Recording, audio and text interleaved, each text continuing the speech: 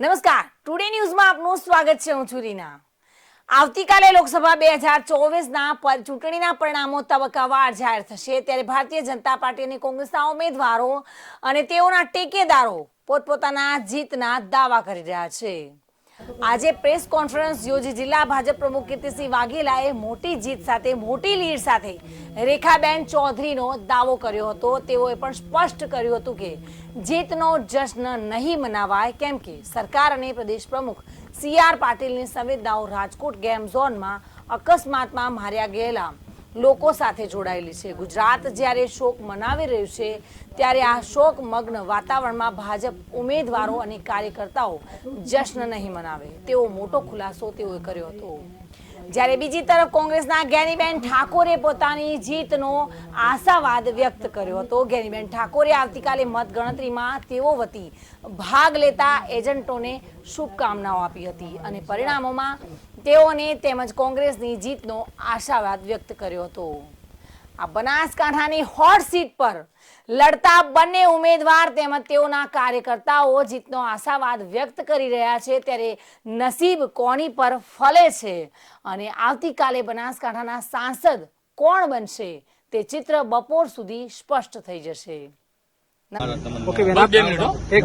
આવતીકાલે લોકસભાની ચૂંટણીની મતગણતરી છે, ત્યારે અત્યારે વાવ વિધાનસભાના જે મતગણતરી એજન્ટો છે એ અત્યારે લોકનિકેતન અહીંયા દહીંની પ્રસાદી લઈ સુકન કરી અને પાલનપુર જવા માટે નીકળ્યા છે. ત્યારે ધરણીધર ભગવાનને પ્રાર્થના કરું કોઈ પણ પ્રકારના વિઘ્ન વગર આ મતગણતરી પૂરી થાય અને તમામ એજન્ટો એક ખુશ મિજાજ સાથે જે ઉત્સાહ અને ઉમંગથી જાય છે એ ઉત્સાહ અને ઉમંગ સાથે જીતી અને પરત ધરણીધર ભગવાનના દર્શન અને જે આસ્થાને માનતા હોય ત્યાં દર વખતે 2022ની ચૂંટણીમાં પણ અહીંથી જ આ જ એજન્ટો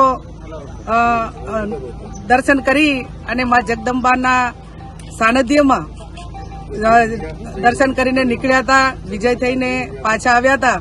એ જ રીતે તમામ એક ખેલદિલીપૂર્વક વહીવટી તંત્રને પૂરેપૂરું ધ્યાનમાં રાખી અને સામે તમામ પ્રકારના પડકારો સામે મતગણતરી આપણે કરવાની છે, ત્યારે તમામ એજન્ટો ખૂબ કોઠાસૂઝથી, ડિસિપ્લિનથી, સંયમથી અને સારી રીતે તમામ પડકારોને ઝીલી શકે એ માટે પૂરી ક્ષમતાવાળા અમારા એજન્ટો છે.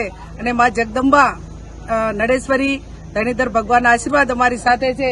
હનુમાન દાદાનું મંદિર બાજુમાં જ છે, એટલે કષ્ટભંજન હનુમાન દાદા પણ અમારી સાથે છે અને અમારો વિજય એ નિશ્ચિત છે. સમગ્ર બનાસકાંઠાની જનતાના આશીર્વાદ અમારી સાથે છે અને આપ સૌ મીડિયાએ પણ ખૂબ સારું કવરેજ કરી અમને બધાને પ્રોત્સાહિત કરાય બદલ સૌનો હૃદયપૂર્વક આભાર માનું છું.